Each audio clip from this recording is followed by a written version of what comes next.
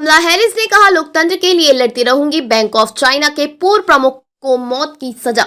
Canada में एक हिंदू मंदिर पर कथित खालिस्तानी कार्यकर्ताओं के हमले के कुछ दिनों बाद अमेरिका के सिलिकॉन वैली में भारतीय अमेरिकियों ने सिख गुरु तेग बहादुर के शहीदी दिवस पर हिंदू सिख एकता अंतर धार्मिक कार्यक्रम आयोजित किया।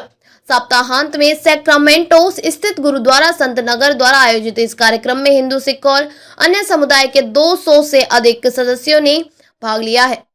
कार्यक्रम में शहर के mayor Bobby Singh Allen, Elk Grove शहर के कमिश्नर भाविन पारेख, रॉकलीन शहर की परिषद सदस्य जिल गियाल्डो, एल्क ग्रोव के उप मेयर रॉड ब्रेवर और सैक्रामेंटो इंटरफेथ काउंसिल के सदस्य अकराम केवल शामिल थे। सिंह एलन ने कहा कि धार्मिक असहिष्णुता हमारे समाज को नुकसान दे रही है। कुछ लोग हमें बांट रहे हैं और हमें इसे खारिज करना चाहिए। एकता के संदेश का प्रचार करने की जरूरत।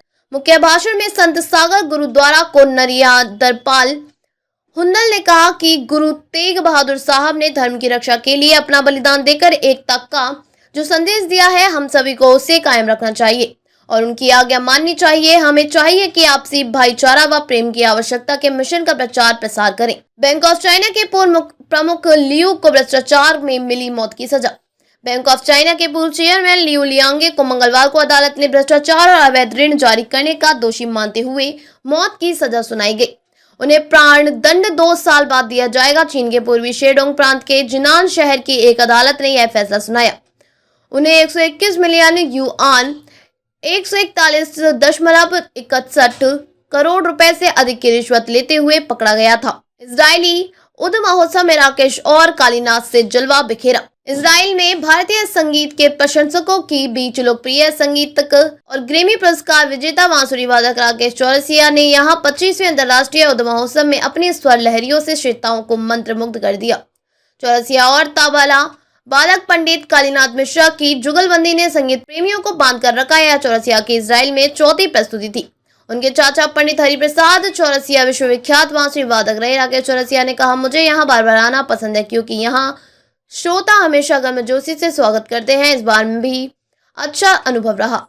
कमला हैरिस ने कहा, लोकतंत्र और कानून के शासन से लड़ती रहूंगी। डोनाल्ड ट्रंप से अमेरिका राष्ट्रपति चुनाव हारने के कुछ दिनों बाद उपराष्ट्रपति कमला हैरिस ने कहा कि वह लोकतंत्र, कानून के शासन, समान न्याय और स्वतंत्रता के लिए लड़ना जारी रखेंगी। मंगलवार को कमला हैरिस का एक कार्यक्रम में शामिल हुई। इस कार्यक्रम में कमला हैरिस ने राष्ट्रपति चुनाव में उनका समर्थन करने वाले लोगों को और धन उगाहने वाले लोगों को संबोधित किया, जिसमें कमला हैरिस ने कहा कि ऐसा भविष्य सुनिश्चित करने के लिए जहां हर कोई अपने सपनों को पूरा कर सके, हमें लंबी लड़ाई लड़नी होगी और यह लड़ाई 5 नवंबर को खत्म नहीं हुई है। राष्ट्रपति चुनाव 5 नवंबर को हुआ था, जिसमें ट्रंप ने कमला हैरिस को हरा दिया। अब डोनाल्ड ट्रंप अमेरिका के अगले राष्ट्रपति का पद संभालेंगे और कमला हैरिस के बाद जेडी वेंस अगले उपराष्ट्रपति होंगी। कार्यक्रम के दौरान कमला हैरिस ने कहा कि हमारी लड़ाई जारी रहेगी। हमें एक ऐसे भविष्य का निर्माण करना है जहाँ हर कोई अपने सपनों को, अपनी आकांक्षाओं को पूरा कर सके। हम महिलाओं के अपने शरीर के बारे में फैसला लेने के अधिकार के लिए लड़ाई जारी रखेंगे।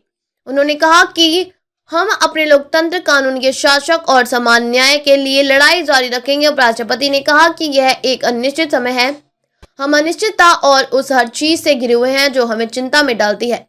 हम शक्तिहीन नहीं हैं और हमें कड़ी मेहनत करनी होगी। हमें दृढ़ निश्चयी बने रहना चाहिए। स्वतंत्रता और सम्मान के अवसर के लिए लड़ाई 5 नवंबर को समाप्त नहीं हुई।